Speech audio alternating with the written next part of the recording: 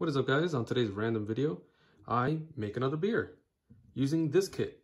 This is a Brewer's Best kit that I received yesterday in the mail, and I did an unboxing yesterday, and I'll show you that right after this. But I did want to let you know that this is a Russian Imperial Stout. It has nothing at all to do with the current war that's going on. The name Russian Imperial is referring to a stronger stout. Okay, as alcohol content is a lot higher in these types of stouts. And the Russian Imperial Stout was originally made in England for the Emperor of Russia, Peter the Great. So with that being said, let's go ahead and get into the unboxing and the rest of the video. All right, so here's the box. I've already cut this part of the box. I figured I'd cut it in recording just because it did arrive today. My address is posted on this side, but I ended up scraping that whole thing off. And there's a sticker on this side that I'll show you here in just a moment once I get this box fully opened up. So again, I've already cut this side here. Just gotta get the rest of it.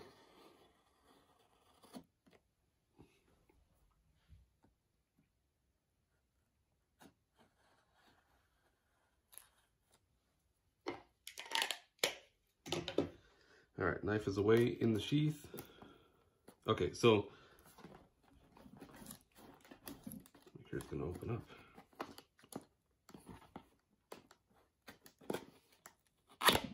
Okay. Okay. All right. So it is open. Again, on this side, it had my address on it, and I decided not to post that on the internet, so I removed it. There's a lot of stuff rattling around in it. I'm not sure if that's how it's supposed to be, but this is what worries me. This is a set, do not separate. I'm not sure if somebody had attempted to separate it or not. I'm not sure. But this is the Russian Imperial Stout, and it is the 5-gallon kit from Brewer's Best. Let's open it up and see what we got in here.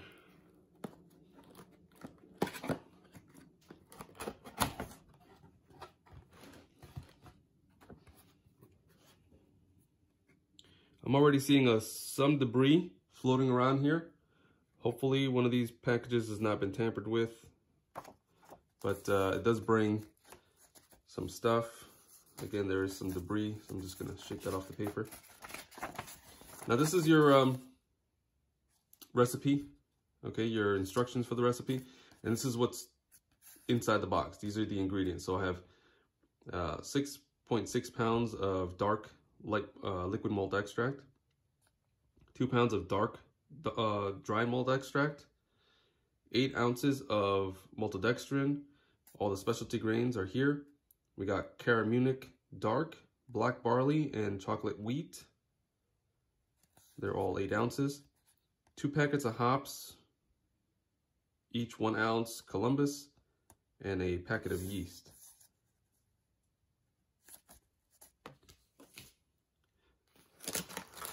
So right off the top, you could see that oh yeah, there's some debris. Hopefully one of the grain bags isn't broken. That's 1 pound of the dried malt extract. Here's the other one.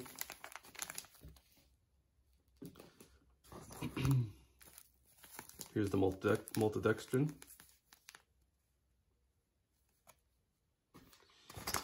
It does come with caps, which is good.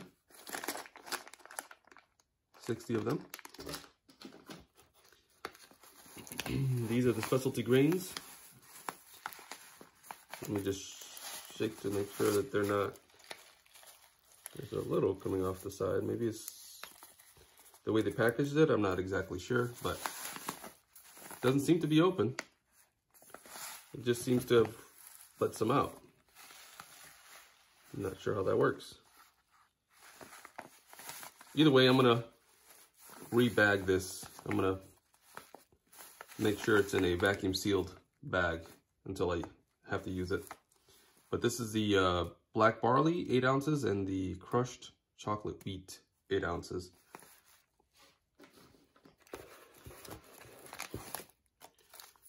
Over here we have priming sugar. Man, that stuff smells real good. It's all over my fingers, but wow, does it smell really, really good. Here's the priming sugar again. Make sure this isn't dripping out any particles. It isn't, okay. This is the Caramionic dark malts. The yeast they've included in this one is the Safe Ale US-05. And this is a very versatile yeast, dry yeast. It's handy for a lot of situations. Here are the 2 1-ounce packets of the Columbus hops. And 2 cans of the dark malt extract by the looks of it. Ooh, yeah. There's a lot of debris.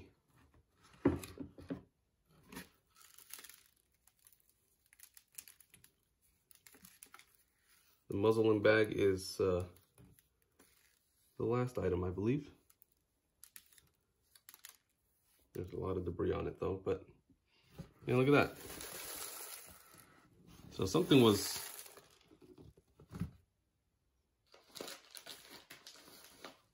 falling out of this. But again, I'm gonna rebag this to make sure it's okay. But yeah, that's the contents of the box, and this is again the Russian Imperial Stout. All right, so we're out in the garage right now. We got 2.5 gallons of water in the pot at the moment. And once that reaches a temperature of 155, I'm throwing it in for the steeping grains, the 4 ounces of the Caramionic dark malts, and then the 4 ounces of black barley, 4 ounces of chocolate wheat. And that'll go in at 155 for 20 minutes. And then we'll get back to that, showing you how that looks once this reaches a temperature of 155. All right, so we reached the temperature of 155. I'm gonna go ahead and cut the heat. All right, so the heat is off. I'm gonna remove the lid and put the steeping grains in.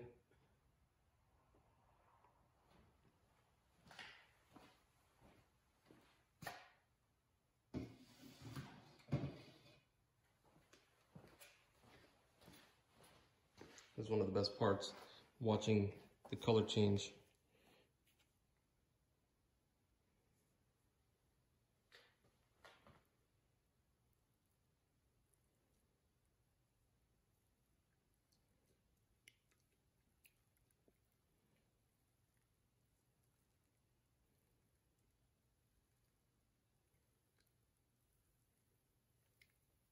Oh, and the smell is amazing.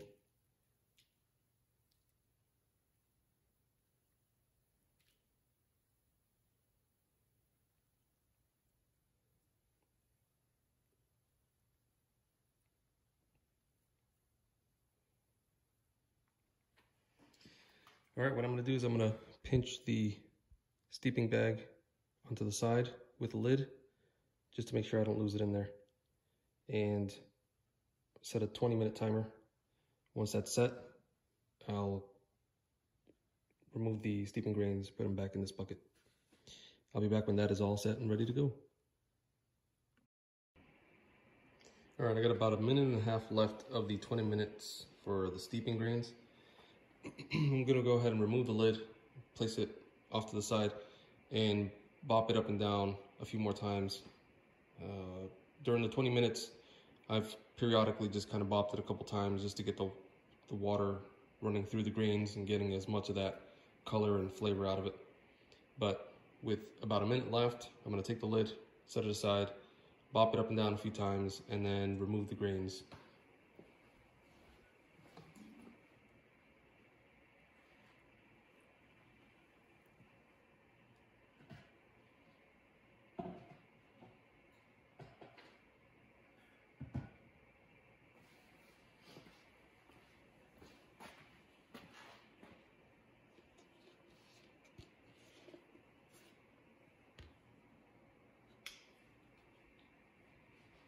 It's almost like I need a third freaking hand for some of this stuff. That's what I do, pop it up and down a few times. That color is amazing. The smell, the aroma is just amazing.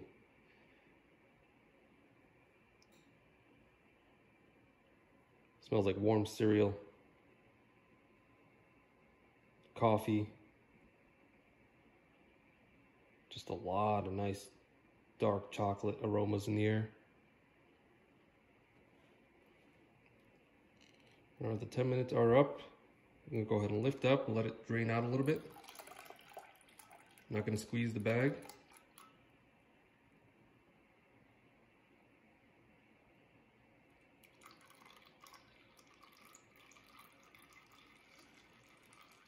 That should be enough. Go ahead and set those aside and then throw those out. I know that some people like to make bread with their leftover grains. They make dog biscuits and what is it, those healthy bars, or I guess, but I don't have enough, nor do I know how to do that sort of thing to take advantage of that. But going back to this, I'm gonna go ahead and turn the heat back on and get this to a boil so that I can start adding the extracts. I'll come back once that's sort of rolling boil going on.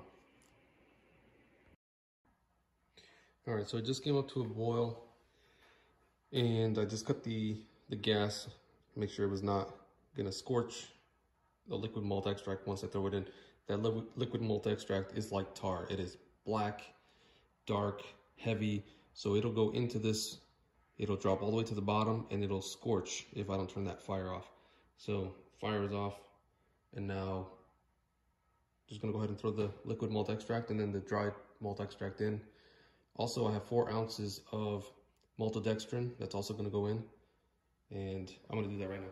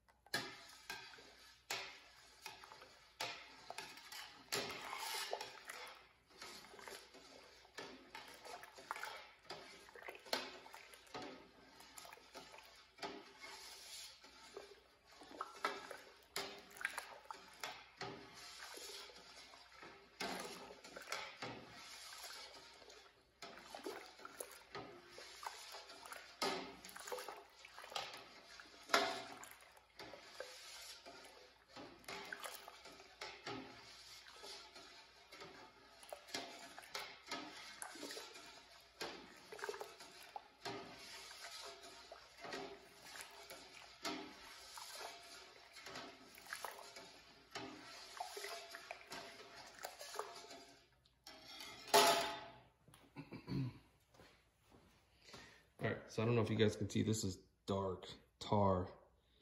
And I'm gonna go ahead and grab some of this liquid that's hot, throw it in here, and hopefully that'll loosen up whatever's left in this container.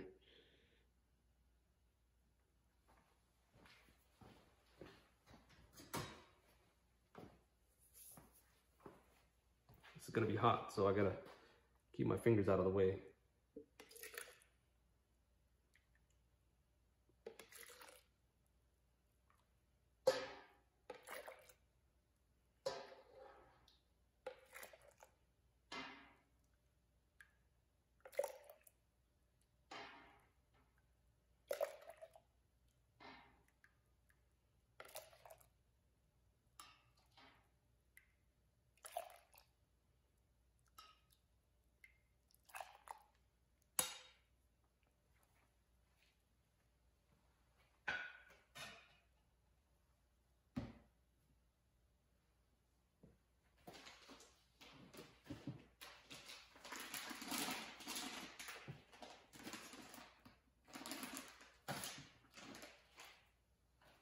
All right, since I have the maltodextrin right here in this little bowl, I'm just gonna go ahead and throw it in.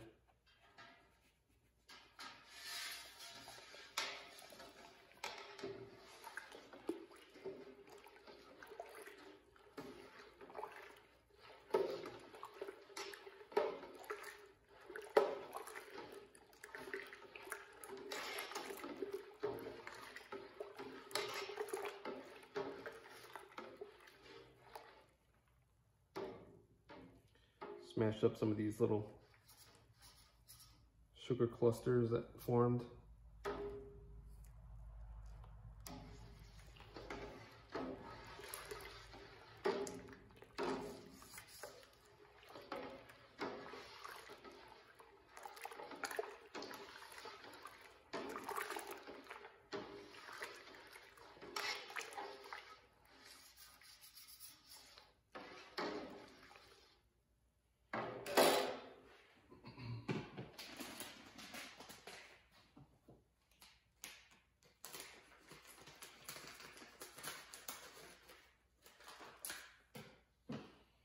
All right, now I'm gonna add the dried malt extract, 1 pound. Gotta add it quick and stir fast.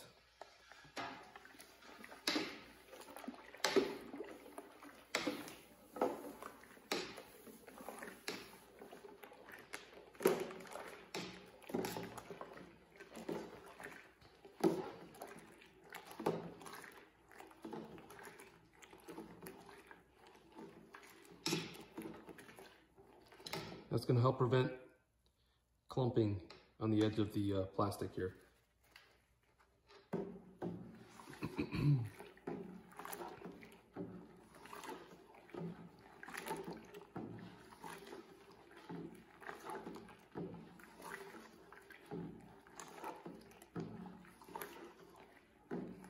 Now, the next step is going to be me getting the fire back on, getting it back to a boil. And then once it's at a boil, I throw the hops in for 60 minutes. So I'll come back once this is back to a boil. And I'm also going to take the liquid malt extract container and make sure I get as much of it as I can back in here. But I'll be right back once this becomes a rolling boil. All right, so we reached the rolling boil, and I'm going to go ahead and throw these hops in there. 1 ounce of Columbus, and that's going to go in for 60 minutes. I'm going to go ahead and use my hop spider. Sorry, I hit the camera. I'll place that down in there.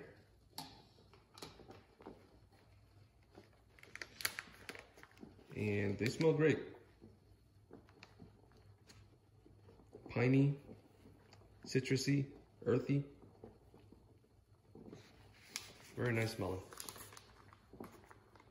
Go ahead and throw them into the hop spider.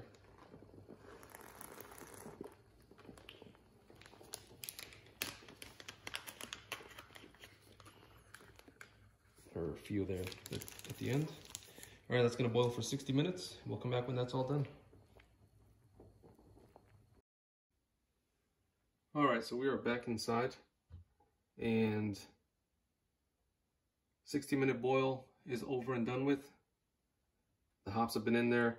I put the wort chiller in, 10 minutes left in the boil.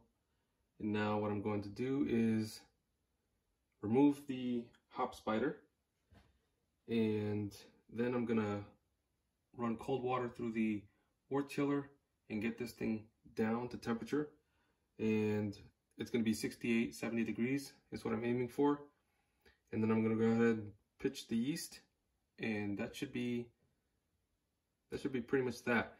While the 60-minute boil was going on, I was sanitizing all of my equipment, sanitizing the yeast packet, the scissors I'm using to cut that with, thermometer, the bucket, fermenting bucket, and the lid. So let me go ahead, and I also have to get the airlock in here, so I'll be doing that as well. But first things first, removing this hop spider.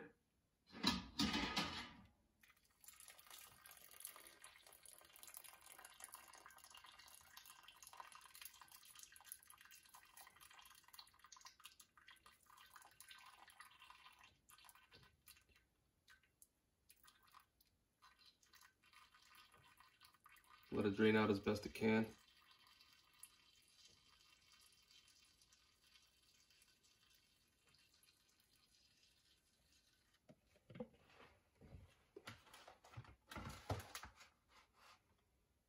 All right, now I'm gonna go ahead and turn the wort chiller on with cold water.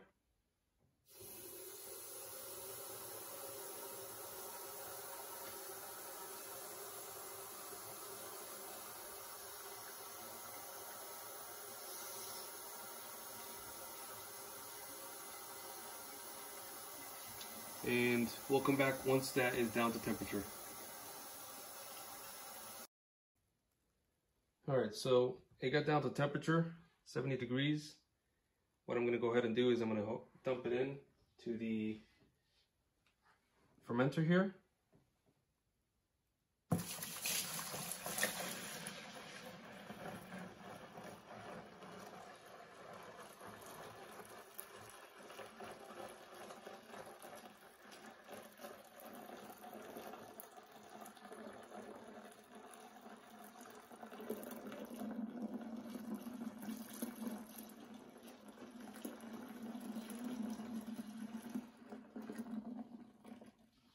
The one nice thing about the hop spider is that it prevents a lot of the sediment in the bottom.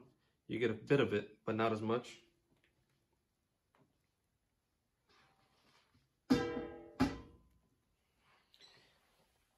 All right, so we're at just about 2 gallons. I'm gonna go ahead and put more water in to get to the 2.5 gallon mark.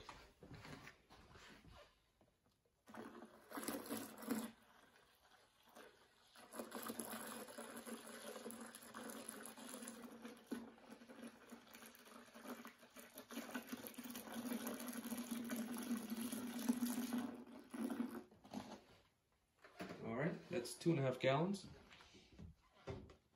I'm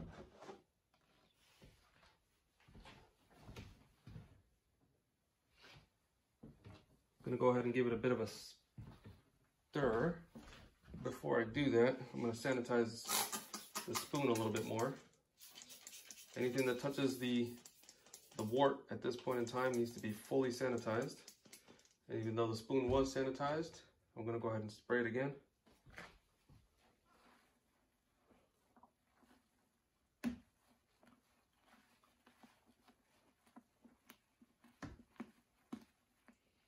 You want to aerate it a little bit, just like I'm doing, getting some air in there.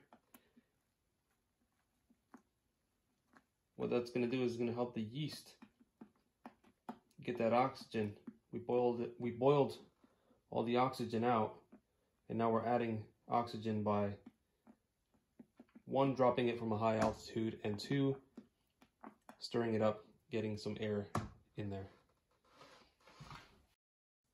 At this point, I'm going to go ahead and grab the packet of yeast, which is the Safale or Safale US 05, and the sanitized scissors.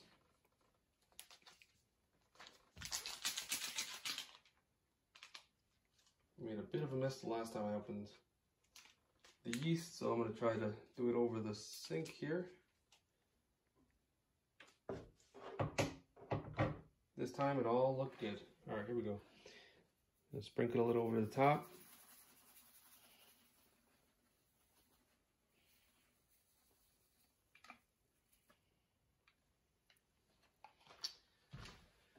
All right.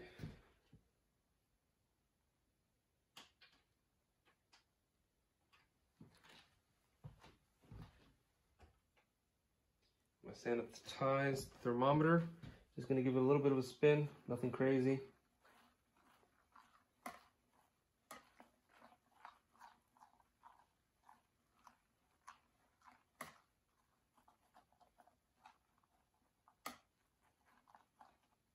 That should be good enough.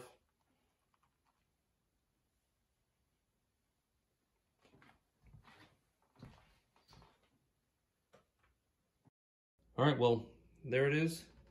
It's going to sit in the fermenter for 2 weeks, and then bottling will commence after that, and then it'll sit in the bottles for another 2 weeks. And it is an Imperial Stout, so we'll probably benefit from a lot more aging, so I might do that as well. I might just put 1 bottle or 2 bottle, set it aside for testing it out for the 2 weeks, and then I'm just gonna let them age in the bottle for a while. We'll see how they do. So yeah, there it is, guys. Thank you for joining. Thank you for watching. I appreciate it.